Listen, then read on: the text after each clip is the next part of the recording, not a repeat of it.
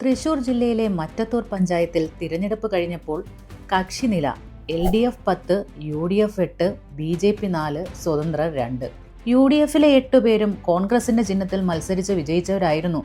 സ്വാഭാവികമായും ഭരണസമിതിയുടെ തലപ്പത്തേക്ക് ഏറ്റവും വലിയ ഒറ്റകക്ഷി എന്ന നിലയിൽ LDFിന്റെ പ്രതിനിധികൾ തിരഞ്ഞെടുക്കപ്പെടേണ്ടതാണ്.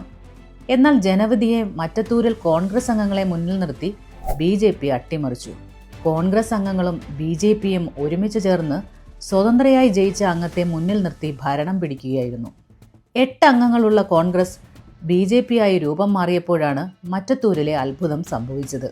പേരിന് പോലും ഒരാളെ ബാക്കി വയ്ക്കാതെ 8 അംഗങ്ങളെയും BJP റാഞ്ചി. BJPയുമായി ചേരാൻ കോൺഗ്രസ്സുകാരെല്ലാം കോൺഗ്രസ് അംഗത്വം രാജിവെക്കുകയും ചെയ്തു. മുഖം രക്ഷിക്കാൻ 8 അംഗങ്ങളെയും പുറത്താക്കിയതായി കോൺഗ്രസ് പ്രഖ്യാപിച്ചു. BJPയായി രൂപാന്തരം പ്രാപിക്കാൻ മറ്റത്തൂരിലെ കോൺഗ്രസ്സുകാർക്ക് ഒരു നിമിഷം പോലും ആലോചിക്കേണ്ടി വന്നില്ല.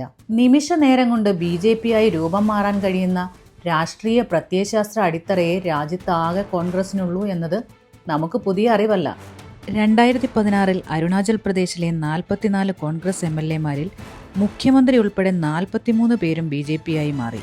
ഒരു കോൺഗ്രസ് സർക്കാർ അപ്പാടെ BJP സർക്കാരായി മാറിയ അത്ഭുത കാഴ്ച നാം അവിടെ കണ്ടു.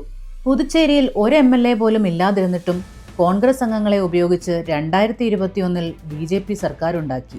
2019 ഗോവയിലെ കോൺഗ്രസ് പാർലമെന്ററി പാർട്ടി പൂർണ്ണമായും BJPയായി മാറി. ഈ സംഭവങ്ങളുടെ കേരള മാതൃകയാണ് മറ്റത്തൂരിൽ നാം കണ്ടത്. കേരളത്തിൽ ഗവൺമെന്റ് ഉണ്ടാക്കാൻ ഭൂരിപക്ഷം വേണ്ടതില്ലെന്നും 30 MLAമാർ മതിയെന്നുമുള്ള BJP നേതാവിന്റെ പ്രസ്താവന നാം മറന്നിട്ടില്ല. BJPയുടെ ആത്മവിശ്വാസത്തിന്റെ കാരണം കോൺഗ്രസ് ആണെന്നത് വ്യക്തമായിരിക്കുന്നു. മറ്റത്തൂർ ഒരു പരീക്ഷണശാലയാണ്.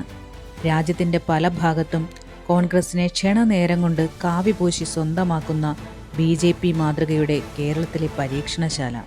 ഈ പരീക്ഷണം കേരളം അംഗീകരിക്കാൻ പോകുന്നില്ല. മതേതര ഒറ്റക്കെട്ടായി ഈ അവസരവാദ രാഷ്ട്രീയത്തെ പ്രതിരോധിക്കുക തന്നെ ചെയ്യും.